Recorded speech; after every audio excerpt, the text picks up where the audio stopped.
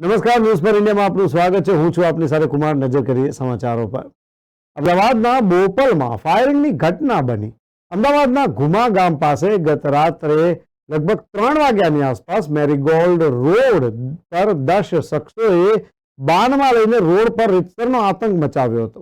Builder Upendrasinh ચાવડાની ગાડીને આંતરીને હુમલો કરવામાં આવ્યો હતો. આથી સ્વ બચાવમાં ઉપેન્દ્રસિંહે 2 રાઉન્ડ ફાયરિંગ કર્યું હતું. ફાયરિંગ અને નાસભાગનો વિડીયો સામે આવ્યો હતો, જેમાં ફિલ્મને પણ ટક્કર મારે તેવા દ્રશ્યો કેદ થયા છે.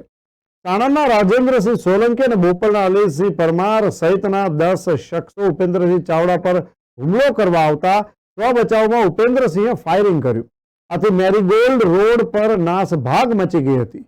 આ ઘટનાની જાણ થતાં જ બોપલ પોલીસનો કાફલો ઘટના સ્થળે દોડી ગયો હતો.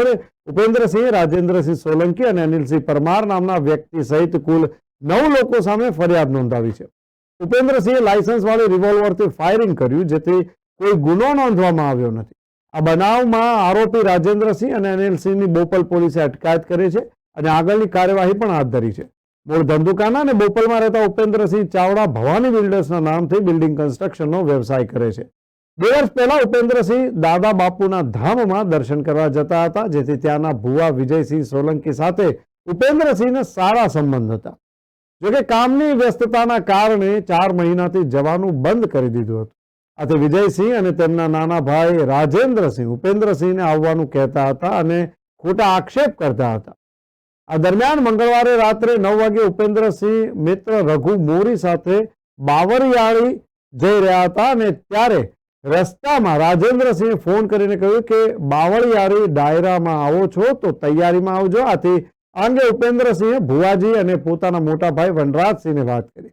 આથી વિજયસિંહે અને વનરાજસિંહે આ અંગે સમાધાન માટે બગોદરાની હોટલમાં ભેગા થયા હતા. જ્યારે બીજી બાજુ ઉપેન્દ્રસિંહ રાત્રે 1:45 વાગે ગાડી લઈ સનાથલ સર્કલથી ઘરે ગયા હતા.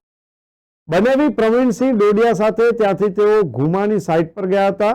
તેઓ મેરીગોલ્ડ સર્કલ પહોંચ્યા ત્યારે 5 ગાડીમાં રાજેન્દ્રસિંહ અને અનિલસિંહ સહિત 8 થી 10 લોકો હતા.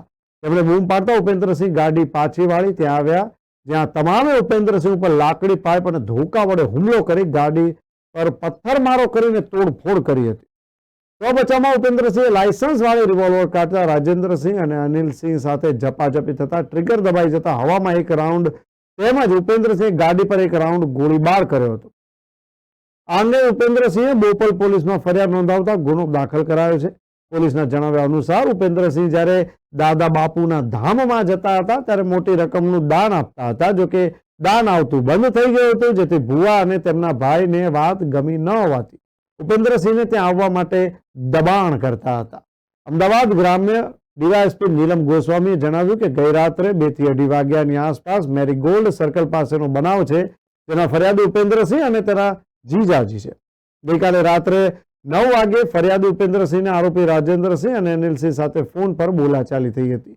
તેનું બંદૂક રાખીને રાજેન્દ્રસિંહ, અનિલસિંહ અને અન્ય 8 જેટલા લોકો મેરીગોલ્ડ સર્કલ પાસે રાહ જોઈને ઉભા હતા. જ્યારે ઉપેન્દ્રસિંહ ઇનોવા કાર લઈને નીકળ્યા ત્યારે આ લોકોએ ટોળુવાળી લાકડી, ધોકા અને પથ્થર વડે કાર પર હુમલો કર્યો હતો. આ હુમલા દરમિયાન ઉપેન્દ્રસિંહે પોતાના સ્વ બચાવમાં લાયસન્સ વાળા વેપનથી 2 રાઉન્ડ ફાયર પણ કર્યા હતા.